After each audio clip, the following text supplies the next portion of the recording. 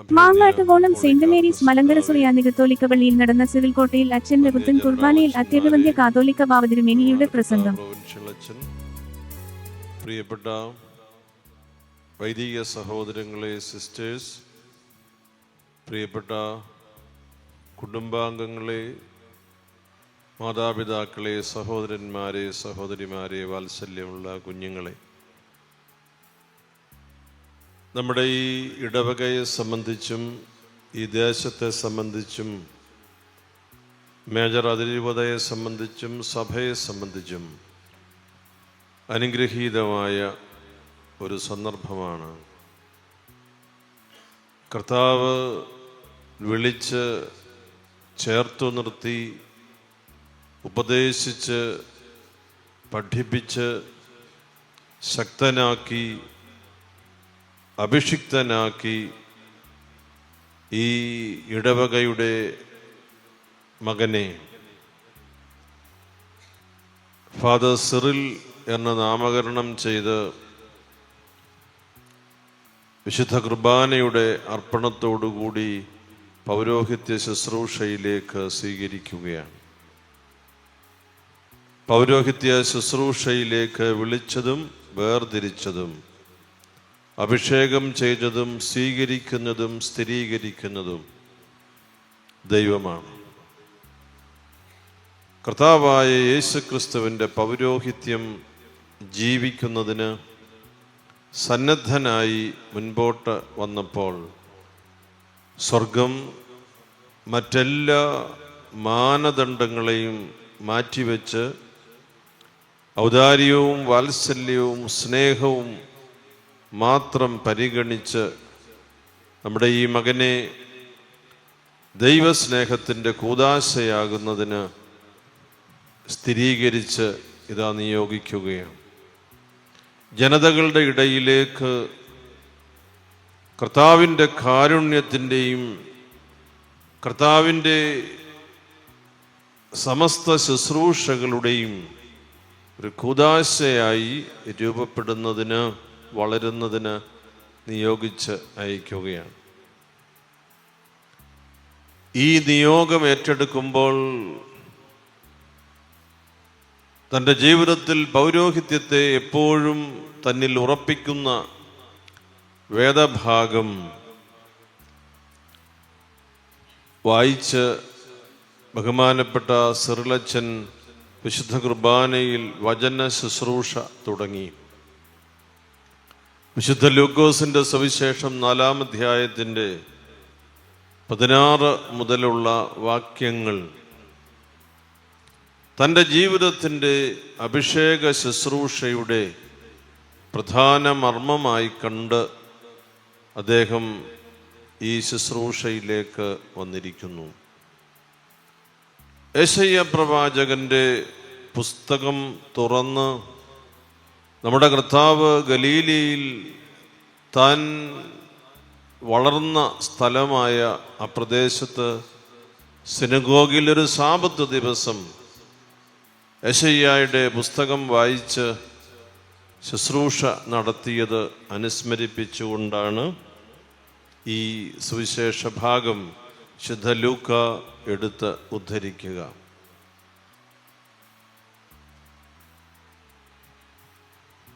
പഴയ നിയമത്തിലെ ഇസ്രായേൽ ജനതയുടെ വേദനയുടെ നാളുകളാണ്.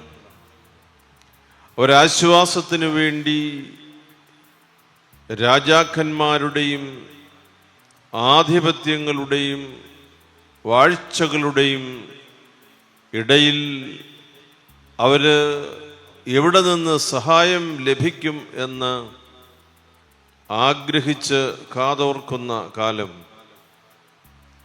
അസീറിയയിലെയും ഈജിപ്തിലെയും ഭരണം അവരെ സഹായിക്കുമോ എന്ന് ആശങ്കയോടെയും ആകാംക്ഷയോടെയും കാത്തിരുന്ന കാലം. യെശയ്യാ പ്രവാചകൻ അവരോട് പറയുന്നത്, നിങ്ങളുടെ കണ്ണുകൾ അസീറിയയിലേക്കോ ഈജിപ്തിലേക്കോ പായിക്കേണ്ട, നിങ്ങൾക്ക് അഭയം നൽകുന്ന നിങ്ങളുടെ നാഥനായ യഹോവയുടെ പക്കൽ നിങ്ങൾ അഭയം കണ്ടെത്തും. അവനെ മാത്രം മുറുകെ പിടിക്കുക. അവൻ നിങ്ങൾക്ക് ആവശ്യമായ സകല വിടുതലും നൽകും, രക്ഷ നൽകും, ആശ്വാസം നൽകും. നിങ്ങളെ അവിടുന്ന് ശാന്തമായി നയിക്കും. യെശയ്യാ പ്രവാചകൻ ഇസ്രായേൽ മക്കൾക്ക് അക്കാലത്ത് കൊടുത്ത ഉറപ്പ് അതാണ്. ആ വേദഭാഗം നമ്മുടെ കർത്താവ് സിനഗോഗിൽ എഴുന്നേറ്റ് നിന്ന് വായിച്ച് തൻ്റെ പരസ്യ ശുശ്രൂഷ അവിടെ ആരംഭിക്കുമ്പോൾ നമ്മുടെ നവാഭിഷിക്തനായ ബഹുമാനപ്പെട്ട സിറിലച്ചൻ ഇന്ന് ആ വേദഭാഗം വായിച്ച് തൻ്റെ പൗരോഹിത്യ ശുശ്രൂഷ ആരംഭിക്കുന്നു. സിനഗോഗിൽ സാബത്ത് ദിവസം ചെയ്തിരുന്നത് ഈ പ്രവാചക ഗ്രന്ഥം വായിച്ച് വ്യാഖ്യാനിച്ച് വിശദീകരിച്ച് കൊടുത്തുകൊണ്ടേയിരിക്കുക. കർത്താവ് ഈ വേദഭാഗം വായിച്ച് കഴിഞ്ഞപ്പോൾ സിനഗോഗിലുള്ള സകല മനുഷ്യരും അവനെ ശ്രദ്ധയോടെ നോക്കിയിരുന്നു. നിങ്ങൾ കേട്ടിരിക്കെ തന്നെ ഈ തിരുവെഴുത്ത് നിറവേറിയിരിക്കുന്നു. യെശയ്യായെ ഉദ്ധരിച്ചുകൊണ്ട് നമ്മുടെ കർത്താവ് തൻ്റെ ജീവിത ദൗത്യത്തെക്കുറിച്ച് ഓർമ്മപ്പെടുത്തിയത് ഇങ്ങനെയാണല്ലോ: കർത്താവിൻ്റെ ആത്മാവ് എൻ്റെ മേൽ ഉണ്ട്, ദരിദ്രരെ സുവിശേഷം അറിയിക്കുവാൻ അവിടുന്ന് എന്നെ അഭിഷേകം ചെയ്തിരിക്കുന്നു. മർദ്ദിതർക്ക്, അന്ധർക്ക്, അടിച്ചമർത്തപ്പെട്ടവർക്ക് അവർക്കാവശ്യമായിരിക്കുന്ന ജീവിതത്തിൻ്റെ ആശ്വാസം, കാഴ്ചയാകാം, സ്വാതന്ത്ര്യമാകാം, കേൾവിയാകാം, കർത്താവിന് സ്വീകാര്യമായ വത്സരം അത് പ്രഖ്യാപിക്കുവാൻ അവിടുന്ന് തന്നെ അയച്ചിരിക്കുന്നു.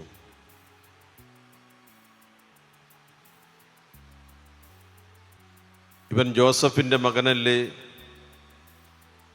ഇവൻ ആ തച്ചൻ്റെ മകനല്ലേ? ഇവൻ്റെ സഹോദരന്മാർ നമ്മോടൊപ്പം എവിടെയില്ലേ? ഈ ചോദ്യങ്ങളൊക്കെ ഈ സമയത്ത് തന്നെ കൈമാറ്റം ചെയ്തിരുന്നു എന്നുള്ളതും പരമാർത്ഥമാണ്. കർത്താവ് അവരോട് പറഞ്ഞു, നിങ്ങൾ കേട്ടിരിക്കെ തന്നെ ഈ വചനം ഇന്ന് ഇവിടെ നിറവേറിയിരിക്കുന്നു. സമഗ്രമായ ഒരു വിമോചനത്തിൻ്റെ അനുഭവമായിട്ടാണ് നമ്മുടെ കർത്താവ് ഈ ലോകത്തിലേക്ക് വന്നത്. അവൻ സുവിശേഷം നൽകി എന്ന് മാത്രമല്ല, അവൻ സുവിശേഷമായി നമ്മുടെ ഇടയിലേക്ക് നൽകപ്പെട്ടു. അവൻ സുവിശേഷമായി നൽകപ്പെട്ടു എന്ന് വെച്ചാൽ ലോകത്തിൽ അസ്വസ്ഥതയുള്ള എല്ലാ വിഭാഗം ജനങ്ങൾക്കും അവർക്കാവശ്യമായ ആശ്വാസം, അതിൻ്റെ പേരുകൾ വ്യത്യസ്തമാണല്ലോ, അതെല്ലാം നൽകുന്നതിന് ദൈവം സന്നദ്ധനാണെന്ന് യേശുക്രിസ്തു വഴി നമുക്ക് ഉറപ്പ് നൽകുന്നു. കർത്താവ് നൽകിയിരിക്കുന്ന ഉറപ്പ്, ദൈവം സമീപസ്ഥനാണ്. അവൻ ഇമ്മാനുവേൽ, കൂടെ വസിക്കുന്നവനാണ്. അവൻ നമുക്ക് നൽകുന്നത് പോലെ മറ്റാർക്കും നൽകുന്നതിന് കഴിയില്ല. കാരണം അവൻ ദൈവത്തിൻ്റെ ഏകജാതനാണ്. നവാഭിഷിക്തനായ ബഹുമാനപ്പെട്ട സിറിൽ കോട്ടയിലച്ചൻ ദീർഘനാളത്തെ പരിശീലനത്തിനും പ്രാർത്ഥനയ്ക്കും ശേഷം ഇപ്പോൾ കർത്താവിൻ്റെ ബലിപീഠത്തോട് ചേർന്ന് നിൽക്കുകയാണ്. പടിപടിയായി മദ്ബഹായിലേക്ക് പ്രവേശിച്ച് ത്രോണോസിൻ്റെ വശങ്ങളിൽ ചുംബിച്ച് നമസ്കാരമേശയിൽ നിന്ന് പഴയ നിയമവും ത്രോണോസിൻ്റെ ഇടതും വലതും ചുംബിച്ച് ശ്ലീഹാലേഖനവും അപ്പസ്തോല പ്രവൃത്തിയും കാതോലിക ലേഖനങ്ങളുമെല്ലാം വിശ്വാസ സമൂഹത്തിന് നൽകിയിരുന്ന ശമാശൻ ദൈവാലയത്തിൻ്റെ മധ്യേ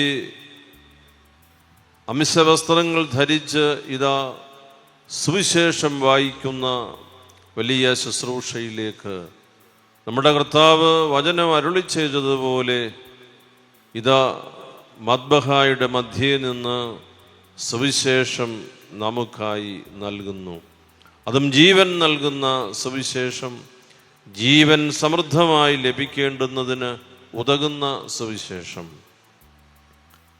ഈ നവാഭിഷിക്തൻ തനിക്ക് ലഭിച്ച പരിശീലനം, തനിക്ക് ലഭിച്ച രൂപീകരണം, അതെല്ലാം ദൈവജനത്തിൻ്റെ നന്മയ്ക്കു വേണ്ടി, അവരുടെ സമഗ്രമായ വിമോചനത്തിന് വേണ്ടി മാറ്റിവെക്കുന്നു എന്നുള്ളതിൻ്റെ അടയാളമാണ് താൻ സ്വയമേ സ്വീകരിച്ച ഈ വേദഭാഗം. നവാഭിഷിക്തരായ വൈദികർ അവരവർ തന്നെയാണ് അവർ സുവിശേഷം വായിക്കുന്നതിൻ്റെ ഭാഗം തിരഞ്ഞെടുക്കുന്നത്. അവരേതിന് ദൈവസന്നിധിയിൽ സമർപ്പിക്കപ്പെടുന്നു എന്നുള്ളത് അവർ നിശ്ചയിച്ച് ദൈവജനത്തോട് പങ്കുവയ്ക്കുന്ന ഒരു ഭാഗമാണ്. അത് വ്യത്യസ്തമായി നമുക്ക് എപ്പോഴും അനുഭവപ്പെടും. അത് അനുപൂരകമായി സ്വീകരിക്കുമ്പോൾ കർത്താവിൻ്റെ സുവിശേഷത്തിൻ്റെ വ്യാപ്തി മനസ്സിലാക്കുന്നതിന് നമുക്ക് കഴിയും. ജീവിതത്തിലെ വ്യത്യസ്തങ്ങളായ സന്ദർഭങ്ങളിലും ജീവിതത്തിൻ്റെ വിവിധ തലങ്ങളിലും മനുഷ്യരനുഭവിക്കുന്ന അസ്വാതന്ത്ര്യത്തിന് ഒരു പരിഹാരം പലപ്പോഴും ചില വാഹനങ്ങളിൽ ഒട്ടിച്ചിരിക്കുന്ന ആകർഷണീയമായ ആ ഒരു പ്രസ്താവന കണ്ടിട്ടുണ്ട്. Jesus is the only answer. യേശു മാത്രമാണ് ഏക ഉത്തരം. സമാനമായ അനേകം വിശേഷണങ്ങൾ, I am proud to be a Christian തുടങ്ങിയ പുതിയ വാക്യങ്ങളൊക്കെ വരുന്ന കാലമാണ്.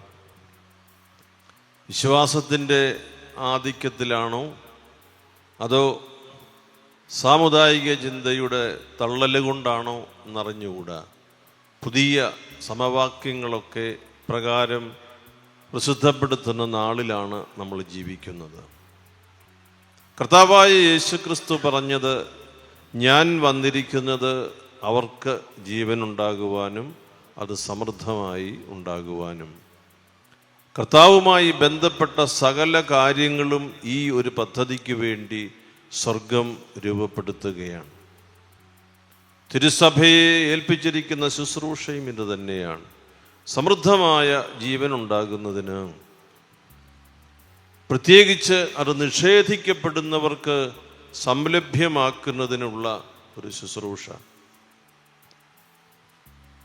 അടിച്ചമർത്തപ്പെട്ടവർക്ക് സ്വാതന്ത്ര്യം. ഒരു ഭൗതികമായ കാര്യത്തെക്കുറിച്ച് മാത്രമല്ല, അനേകം സമ്മർദ്ദങ്ങളാൽ വലയുന്ന മനസ്സിനൊരു വിടുതൽ കൊടുക്കുന്നതിന് കർത്താവിന് കഴിയും. കർത്താവിൻ്റെ സഭയ്ക്ക് അത് സാധിക്കണം. കർത്താവിൻ്റെ പുരോഹിതന് അത് നിയോഗമാണ്.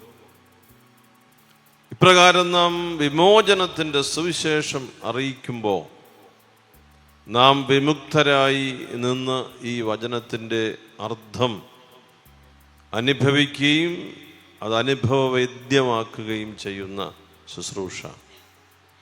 ബഹുമാനപ്പെട്ട സിറിലച്ചൻ വ്യത്യസ്തമായ സ്ഥലങ്ങളിൽ വിവിധ സെമിനറികളിൽ പഠനം നടത്തി. നമ്മുടെ മേജർ സെമിനാരിയിൽ നിന്ന് ദൈവശാസ്ത്ര പഠനം പൂർത്തിയാക്കി ശമ്മാശനായി നമ്മുടെ കത്തീഡ്രൽ ദേവാലയത്തിൽ ശമ്മാശനെടുത്ത ശുശ്രൂഷകളൊക്കെ ചെയ്ത് പുരോഹിതനായി ഇപ്പോൾ മാതൃ ഇടവകയുടെ ത്രോണോസിനോട്, ബലിപീഠത്തോട് ചേർന്ന് നിൽക്കുകയാണ്. കർത്താവിൻ്റെ ഔദാര്യം, കർത്താവിൻ്റെ വാത്സല്യം നമുക്കെങ്ങനെ മറക്കുവാൻ കഴിയും? കർത്താവിൻ്റെ വാത്സല്യം ഒരു മനസ്സിനെ രൂപപ്പെടുത്തുകയാണ്. അനേക മനസ്സുകൾക്ക് രൂപാന്തരീകരണം നൽകുകയാണ്. ഇന്ന് പഴയ നിയമത്തിൽ ഒരുക്ക സമയത്ത് വായിച്ചു കേട്ടതുപോലെ മനുഷ്യൻ കാണുന്നത് പോലെ അല്ല ദൈവം കാണുന്നത്. ചെറിയ ഒരു വാക്യം എങ്കിലും അതിൽ പ്രത്യാശ നിറച്ചു വച്ചിരിക്കുന്ന ജീവനുള്ള വാക്യമാണ്.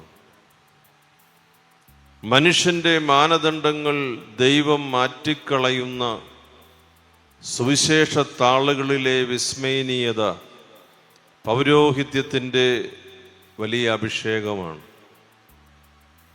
അസാധ്യമായതല്ല സാധ്യമാകുന്ന ഒരു പൗരോഹിത്യ ശുശ്രൂഷ. മാക്സിമിലിയൻ കോൾബെ എന്ന വിശുദ്ധൻ്റെ ജീവിതത്തിൽ നിന്ന് ലോകം ഉൾക്കൊണ്ട ഒരു പാഠം, തൻ്റെ ജീവനേക്കാൾ മറ്റൊരുവൻ്റെ ജീവന് വില, അവൻ്റെ കുടുംബത്തിൻ്റെ വില, അവൻ്റെ മക്കളുടെ വില, അത് സ്വന്തമായി ഏറ്റെടുക്കുന്ന ഒരു പുരോഹിതൻ. കുഷ്ഠരോഗബാധിതരായ മനുഷ്യരുടെ ഇടയിലേക്ക്, മൊളോക്കോ ദ്വീപിലേക്ക് ആവേശത്തോടെ നീങ്ങുന്ന ഫാദർ ഡാമിയൻ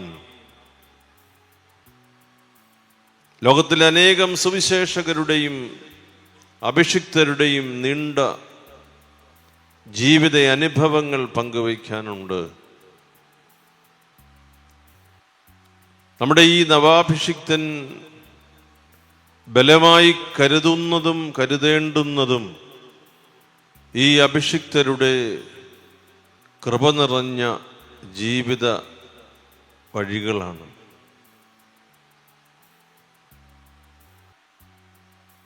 ഇത് ബലമായി സ്വീകരിക്കാൻ ആർക്ക് കഴിയും? അഹറോനെ പോലെ ദൈവത്താൽ വിളിക്കപ്പെടുന്നവൻ അല്ലാതെ. ഒരു ദാനമായി നമുക്ക് ലഭിക്കുമ്പോൾ ഒരു ജീവിതം ദാനമായി ദൈവസന്നിധിയിൽ സമർപ്പിക്കുക മാത്രമാണ് നമ്മളുടെ വിശ്വസ്തതയുടെ അടയാളം. ഇതിൽ മാനുഷികമായ അംഗബലമോ സംഖ്യാബലമോ സംഘാടക വൈഭവമോ മനുഷ്യൻ ചാർത്തിവെക്കുന്ന വിശേഷണങ്ങളോ ഒന്നും ഈ സത്യവുമായി പൊരുത്തപ്പെട്ട് പോകുന്നതല്ല. ദൈവം തൻ്റെ ഔദാര്യത്തിൽ, തൻ്റെ വാത്സല്യത്തിൽ എനിക്കും നിങ്ങൾക്കും നാം എല്ലാവർക്കും നൽകുന്ന വലിയ കരുണയുടെ അടയാളമാണ്. കർത്താവിനാൽ സ്നേഹിക്കപ്പെടുന്നവരെ, വിശുദ്ധ കുർബാന അർപ്പിക്കുന്നതിനൊരു പുരോഹിതൻ നിയോഗിതനാകുമ്പോൾ നാം അതിൻ്റെ പരിമിതമായ അർത്ഥത്തിൽ ബന്ധിതരാകരുത്. അംശവസ്ത്രം അണിഞ്ഞ് അപ്പവീഞ്ഞുകൾ ക്രമപ്പെടുത്തി നിഷ്ഠയോടുകൂടി അനുഷ്ഠാനങ്ങൾ എല്ലാം നിർവഹിച്ച് നമുക്ക് നൽകുന്നു. അർത്ഥസൂചകമായ ശുശ്രൂഷകൾ അതിൻ്റെ മധ്യേയുണ്ട്. കീറിമുറിക്കപ്പെടുന്ന ശരീരവും അതൊന്നാക്കി വയ്ക്കുന്ന ശുശ്രൂഷയും അത് പകർന്നു നൽകുന്ന ശുശ്രൂഷയുമെല്ലാം ഈ കുർബാനയുടെ മാറ്റിവെക്കാനാവാത്ത ഭാവമാണ്. നാം കാണുന്നത് നാം ഉണ്ടാക്കിയ ഒരപ്പത്തിൻ്റെ രൂപത്തിലെ ചില മുറിവുകളും ചില കൂട്ടിച്ചേർക്കലുകളുമാണ്. അപ്പമെടുത്തുയർത്തിയാണ് പറയുക, കർത്താവിൻ്റെ വാക്കിനോട് ചേർത്ത് വെച്ച് ഇതെൻ്റെ ശരീരമാകുന്നു. അപ്പോഴും നമ്മുടെ മാനുഷികമായ കണ്ണുകൾ കാണുക അപ്പത്തിൻ്റെ രൂപമാണ്. ക്ഷീണിച്ചവശരായി വന്ന ശിഷ്യന്മാർക്ക് കടൽപ്പുറത്ത് പ്രാതലൊരുക്കി കാത്തിരിക്കുന്ന കർത്താവിൻ്റെ അത്ഭുതകരമായ ചിത്രം മനസ്സിലുണ്ടല്ലോ. രാത്രി മുഴുവൻ അധ്വാനിച്ചിട്ടൊന്നും കിട്ടാതെ വന്ന് കർത്താവ് അവർക്ക് മീൻ പിടിക്കാനുള്ള പ്രത്യേക ഒരടയാളം കൊടുത്തിട്ട് അവർ മീൻ പിടിച്ചു കൊണ്ടുവരുമ്പോൾ ക്ഷീണിച്ച അവശരായ അവർക്ക് കടൽ തീരത്ത് കനൽ കൂട്ടി പ്രാതലൊരുക്കി കാത്തിരിക്കുന്ന കർത്താവിൻ്റെ ഒരു ചിത്രം. വിശുദ്ധ കുർബാന അതിൻ്റെ സൂചകമാണ്.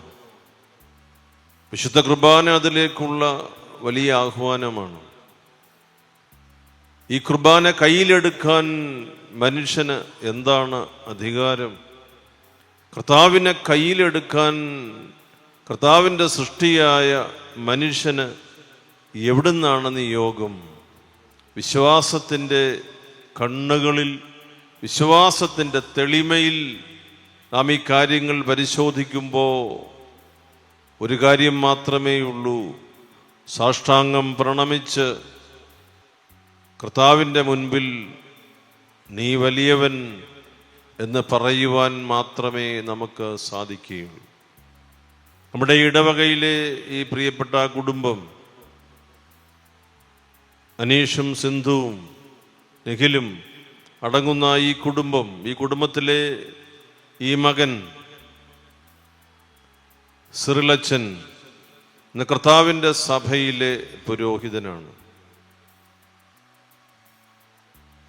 അത് നമുക്ക് നൽകുന്ന ആത്മീയമായ ശക്തി, ആത്മീയമായ സ്ഥിരീകരണം, അത് നമ്മെ വ്യത്യസ്തരാക്കുകയാണ്. പ്രിയപ്പെട്ട മാതാപിതാക്കളുടെ കണ്ണുനീരും പ്രാർത്ഥനയും ഒക്കെ ഇതിനേറെ സഹായകരമായിട്ടുണ്ട്. നിങ്ങളെ ഇനി മുതൽ സിറിലച്ചൻ്റെ മാതാപിതാക്കൾ എന്ന് ആളുകൾ വിളിക്കും. അതിനൊരു സോഷ്യൽ സ്റ്റാറ്റസായി ആളുകൾ അതിനെ വിശേഷിപ്പിക്കും. അതിൽ വിരോധിക്കേണ്ട, പക്ഷെ അർത്ഥം അതിനും അപ്പുറത്താണ്. അവൻ കുരിശിലേറിയതിൻ്റെ സാദൃശ്യം പേറുന്ന ഒരു പുരോഹിതൻ നിങ്ങളുടെ ഭവനത്തിലുണ്ട് എന്നർത്ഥം.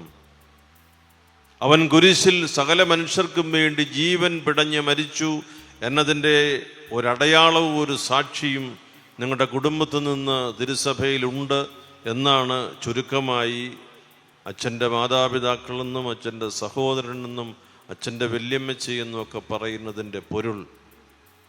അതാണ് ഈ പൗരോഹിത്യത്തിൻ്റെ ഏറ്റവും വലിയ ശക്തി. മനുഷ്യൻ ചാർത്തിത്തരുന്ന സോഷ്യൽ സിമ്പലൊന്നും നിലനിൽക്കുകയില്ല. നമ്മെ വിശേഷണങ്ങൾ കൂട്ടി ആദരിക്കുന്നതൊക്കെ സ്വന്തം കാര്യത്തിന് വേണ്ടിയാണ്. മഹാഭൂരിപക്ഷ സമയവും എന്നത് തിരിച്ചറിയാൻ അധിക സമയമൊന്നും വേണ്ട. എന്തെങ്കിലും ആനുകൂല്യങ്ങൾക്കോ എന്തെങ്കിലും കാര്യസാധ്യത്തിനോ ഒക്കെ വിശേഷണങ്ങൾ കൂട്ടിക്കൂട്ടി പറയുന്ന ഒരു രീതി നമുക്കുണ്ട്. അതിലൊക്കെ പരിഭ്രമിക്കാതെ ഇരുന്നാൽ മതി. കേട്ടതുപോലെ ഇരുന്നാൽ കാണാത്തതുപോലെ ജീവിക്കാൻ നമുക്ക് കഴിയും. പൗരോഹിത്യത്തിൻ്റെ മർമ്മവും അടയാളവും അതിനപ്പുറത്താണ്. വലിച്ചു നീട്ടപ്പെട്ട കരങ്ങളിലെ ഒഴുകി വരുന്ന തിരുരക്തം, അതിൽ ഒരു തുള്ളി ശരീരത്തിലേക്ക് സ്വീകരിച്ച ഒരു മകൻ്റെ കുടുംബം, അതിൻ്റെ പേരാണ് ഫാദർ സിറിൽ കോട്ടയിൽ. എന്താണ് നമുക്ക് ചെയ്യാനുള്ളത്? ഈ അഭിഷേകത്തിൻ്റെ ഉറപ്പ്, ഈ അഭിഷേകത്തിലൂടെ ലഭിക്കുന്ന കൃപാവരം നഷ്ടമാകാതിരിപ്പാൻ നിരന്തരം പ്രാർത്ഥിച്ച് ബലപ്പെടുത്തുക. പ്രിയപ്പെട്ട മാതാപിതാക്കളെ, നിങ്ങൾ അനുഗ്രഹീതരും ഭാഗ്യമുള്ളവരുമാണ്. നിങ്ങൾ അനുഗ്രഹീതരാണ് എന്ന് ഞാൻ പറഞ്ഞത് ഒരു പുരോഹിതൻ്റെ മാതാവും പിതാവും അവരുടെ വലിയ ഭാഗ്യം, അത് എപ്പോഴും പറയുന്നത് അത് മാത്രമേ ആവർത്തിക്കാനുള്ളൂ. എന്താണ് ആ പ്രത്യേകത? നിങ്ങളുടെ മകൻ പുരോഹിതൻ വിശുദ്ധ കുർബാന അർപ്പിക്കുമ്പോൾ അത് ആർക്കു വേണ്ടിയുള്ള നിയോഗമാണെങ്കിലും നിങ്ങളുടെ പേരുകൾ ആ ത്രോണോസിൽ മുദ്രയിടുന്നുണ്ട്. എൻ്റെ മാതാവിനെയും പിതാവിനെയും എൻ്റെ ഗുരുക്കന്മാരെയും എൻ്റെ സഹോദരന്മാരെയും എന്ന് ആവർത്തിച്ച് പറഞ്ഞ് പ്രാർത്ഥിക്കുന്ന ഒരനുഭവമുണ്ട്. നിങ്ങൾ ഓർക്കുക, നിങ്ങളുടെ മകൻ എവിടെയായിരുന്നാലും, ഏത് സ്ഥലത്ത് ഏത് ഭാഷ സംസാരിക്കുന്നവരുടെ ഇടയിലാണെങ്കിലും, എല്ലാ ദിവസത്തെ വിശുദ്ധ കുർബാനയിലും നിങ്ങളുടെ പേരുകൾ കർത്താവിൻ്റെ മുമ്പിൽ ഓർക്കുവാൻ ഒരു പെർമനൻ്റ് അറേഞ്ച്മെൻറ്റ്, സ്ഥിരമായ ഒരു സംവിധാനം സ്വർഗം നിങ്ങളുടെ കുടുംബത്തിന് നൽകിയിരിക്കുന്നു. ഇതാണ് നിങ്ങളുടെ ഭാഗ്യം. ഭൗതികമായ കാര്യങ്ങളൊക്കെ ചെയ്യാൻ ഒരുപക്ഷെ നിഖിലിനെ കൊണ്ട് സാധിക്കും. നിങ്ങൾക്ക് ആവശ്യമായ കാര്യങ്ങളൊക്കെ ചെയ്തു തരാൻ അവന് കഴിയും. വിശുദ്ധ കുർബാനയുടെ വിട്ടുമാറാത്ത അനുഭവം നൽകാൻ സിറിലച്ചന് മാത്രമേ കഴിയൂ. ഞാൻ അങ്ങനെ പറഞ്ഞതിൻ്റെ അർത്ഥം, പൗരോഹിത്യത്തിലേക്ക് നിങ്ങളുടെ കുടുംബത്തിൽ നിന്നൊരു മകനെ വേർതിരിച്ചപ്പോൾ നിങ്ങൾക്ക് ലഭിക്കുന്ന അനുഗ്രഹം എന്താണെന്ന് നിങ്ങൾ തിരിച്ചറിയുമ്പോൾ മാത്രമേ അതിൻ്റെ ആത്മീയ ശക്തി നിങ്ങളെ സ്വാധീനിക്കുകയുള്ളൂ. നിങ്ങൾക്ക് ഈ കൃപാവരം ദൈവം നൽകുന്നതിന് മനസ്സ് കാട്ടിയത് ഒറ്റ മാനദണ്ഡത്തിലാണ്: അവിടുത്തെ വാത്സല്യം, അവിടുത്തെ സ്നേഹം, അതൊന്നു മാത്രം. അതേക്കുറിച്ച് കൃതജ്ഞതയുള്ളവരായി എക്കാലത്തും ജീവിക്കുവാൻ നിങ്ങൾക്ക് കഴിയട്ടെ. നിങ്ങളുടെ കുടുംബത്തെ തുടർന്നും തലമുറകളിലേക്ക് ദൈവം അനുഗ്രഹിക്കട്ടെ.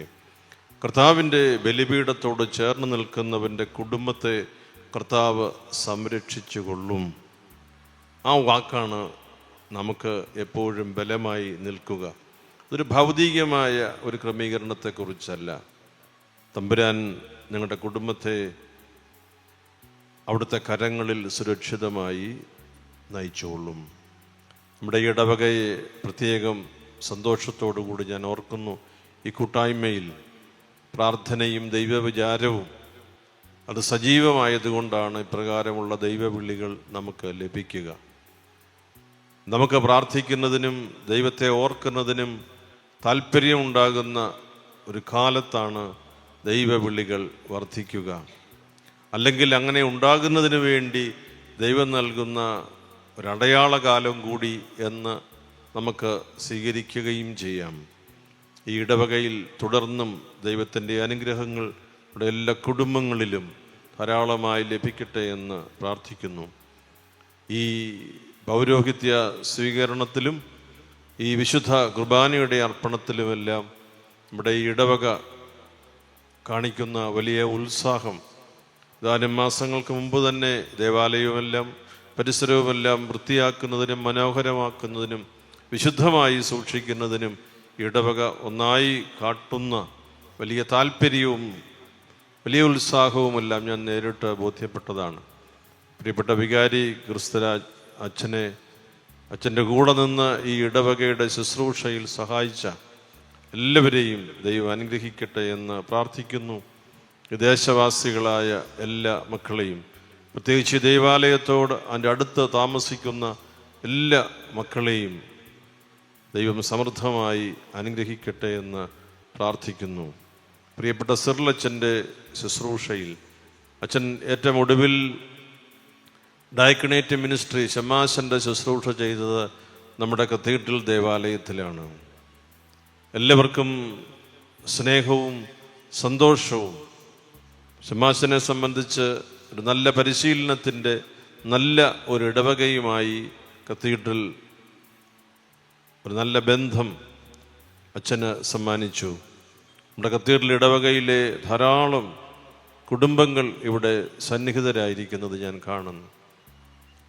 സ്നേഹം നൽകുന്നതിനും സ്നേഹം അറിയിക്കുന്നതിനും സന്നദ്ധരായിട്ടുള്ള അനേകം കുടുംബങ്ങൾ നമ്മുടെ ദേവാലയത്തിൽ കത്തീഡ്രലിൽ ഉണ്ട് എന്നുള്ളതും ഞാൻ ഈ സമയം സന്തോഷത്തോടെ പരസ്യമായി അറിയിക്കട്ടെ. ഏത് സാഹചര്യത്തിലും ദുർബലരെ സഹായിക്കുന്നതിന്, ആവശ്യമുള്ളവർക്ക് വേണ്ടി മുട്ടുമടക്കി പ്രാർത്ഥിക്കുന്നതിന്, ഓടി വരുന്നതിന്, ചേർന്ന് നിൽക്കുന്നതിനെല്ലാം മനസ്സുള്ള പ്രകാരമുള്ള കുടുംബങ്ങളാണ് ഒരു സഭയെ സംബന്ധിച്ച് വലിയ ബലം. അത് ഓർത്ത് ദൈവത്തെ സ്തുതിക്കുന്നു. നമ്മുടെ ഈ ശുശ്രൂഷയിൽ നമ്മുടെ ധാരാളം ബഹുമാനപ്പെട്ട വൈദികർ, സിസ്റ്റേഴ്സ്, സഭാമക്കളെല്ലാം വന്ന് ഇതിൽ സന്തോഷത്തോടെ സംബന്ധിക്കുന്നതിൻ്റെ അടിസ്ഥാന കാരണം ഞാൻ മനസ്സിലാക്കുന്നത് ദൈവസ്നേഹത്തിന് പരിധിയില്ല. ദൈവസ്നേഹത്തെ മറ്റ് മാനദണ്ഡങ്ങൾ കൊണ്ട് ഒന്നും പരിശോധിക്കേണ്ടതില്ല. സ്നേഹം കൊണ്ട് മാത്രം മനസ്സിലാക്കിയാൽ മതി. അതിന് ദൈവമർഹമായ പ്രതിഫലം നൽകട്ടെ എന്ന് പ്രാർത്ഥിക്കുന്നു. നല്ല സമർത്ഥനായ സഭാസ്നേഹമുള്ള പൗരോഹിത്യത്തിൻ്റെ വിനയവും അർത്ഥവും മനസ്സിലാക്കിയിട്ടുള്ള ഒരു നവവൈദികനാണ് ബഹുമാനപ്പെട്ട സിറിലച്ചൻ. അച്ഛൻ്റെ ശുശ്രൂഷ ആ ദിശയിൽ ഏറ്റവും വിനയത്തോടെയും സ്നേഹത്തോടെയും സഭ നിയോഗിക്കുന്നതനുസരിച്ച് ഏത് ശുശ്രൂഷ ചെയ്യുന്നതിനും പരിശുദ്ധാത്മാവിൻ്റെ കൃപയിൽ ബലപ്പെട്ട് മുൻപോട്ട് പോകുന്നതിനും അച്ഛന് സാധിക്കട്ടെ. കർത്താവിന് സ്വീകാര്യമായ വത്സരം എവിടെയും എല്ലാ കാലത്തും ഏത് കാലാവസ്ഥയിലും വേദനയിലും സന്തോഷത്തിലും ഉത്കണ്ഠയിലും ആശ്ചര്യത്തിലും എല്ലാം നിറഞ്ഞ മനസ്സോടെ പ്രഖ്യാപിക്കാൻ പരിശുദ്ധാത്മാവ് അച്ഛനെ ബലപ്പെടുത്തട്ടെ. അവിടുത്തെ തിരുനാമത്തിനെന്നും മഹത്വം ഉണ്ടായിരിക്കട്ടെ. ആമേൻ.